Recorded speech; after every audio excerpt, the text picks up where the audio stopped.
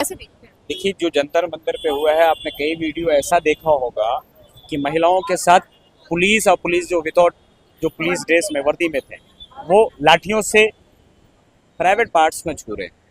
This is wrong. वो लड़का या लड़की क्या मांग रहा है? अपना अधिकार है। कॉन्स्टिट्यूशन तो यही अधिकार देता है ना कि हम किसी चीज़ों पे अगर गलत हुआ तो मैं प्रोटेस्ट कर सकता हूँ। आप नहीं सुन रहे हैं तो राहुल गांधी जाके कहीं ना कहीं तो बैठेंगे ना, लीडर ऑफ अपोजिशन है, वो जाके बैठे। उनका 3 मांग है, 3 मांग पूरा कर दीजिए। नहीं बैठेंगे हम। हमको शौक थोड़ी ना है कि पीएम का कुर्सी।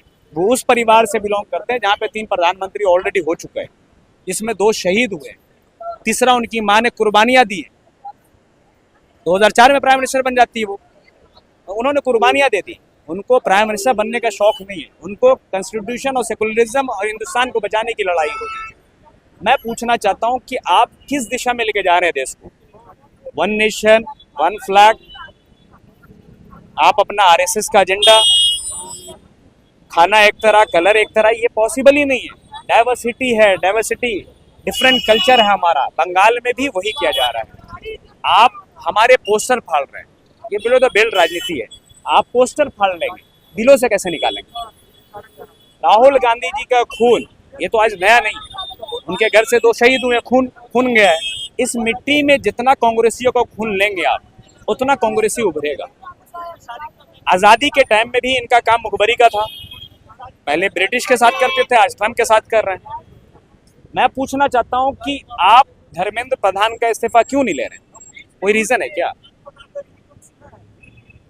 लगभग 80 पेपर लीक हो गए, उसके बावजूद भी वो मिनिस्टर है। कल हंस रहे थे वो, दूसरा जगह लाठियां चल रही है, वो हंस रहे हैं।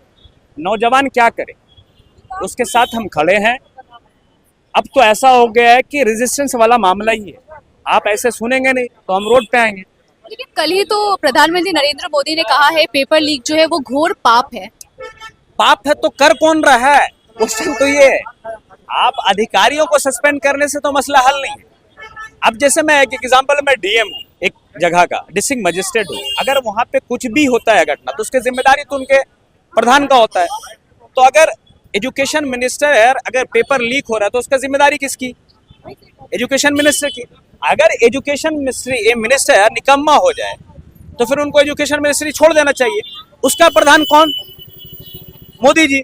भाई दीजिए ना इस्तीफा। ना आपसे देश संभल रहा है, ना आपसे बॉर्डर संभल रहा है, ना आपसे रोजगार दिया जा रहा है, तो क्यों बैठे हुए? आप लोग के एजुकेशन मिनिस्टर के साथ साथ क्या प्राइम मिनिस्टर की भी इस्तीफे की बात है? क्यों नहीं मांगेंगे? अगर कहीं पे प्राइम मिनिस्टर का हमको बताइए, जो आज डेटा है 12 सालों का, वहां पे बताइए कहाँ पे वो सफलता हासिल किया।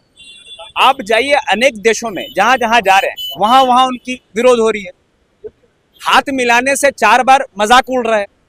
ये हमारा प्रधानमंत्री है ना, वो बीजेपी का प्रधानमंत्री नहीं है, वो हिंदुस्तान के प्रधानमंत्री है। तो अगर हिंदुस्तान के प्रधानमंत्री का कोई अगर बेइज्जती कर रहा है, वो हमारा भी बेइज्जती कर रहा है। आप फॉरेन पॉलिसी में विफल हैं, आपके पास न डेमोक्रेसी बचा, उसमें भी विफल हो गए, रोजगार नहीं दे रहे, उसमें भी विफल है, ना आपके पास जॉब है, ना दवाई है, ना खाना है, ना पढ़ाई है। तो आप किस लिए सरकार में बैठे हुए? छोड़ दीजिए। आपको 8,000 का जेट खाली मिल गया है, जब तक एनआरआई प्राइम मिनिस्टर बनना है, जब तक आप उड़ जा रहे हैं। तो भाई हमारे पैसे से उड़ रहे हैं ना, तो हमारा तो अधिकार है आपसे पूछने का। आप सुनिए तो। आप भगवान बनने की कोशिश कर रहे हैं। भगवान इंसान नहीं बन सकता है, इंसान कभी भगवान हो ही नहीं सकता है। और हर चीज जो मैं बोल रहा हूँ ये भी सही नहीं हो सकता है। मैं इंसान हूँ, मैं तो मानता हूँ गलतियां हो सकती है। बैठिए, डिस्कस कीजिए, अपोजिशन लीडरों के साथ डिस्कस कीजिए, करना क्या है, कैसे करना है।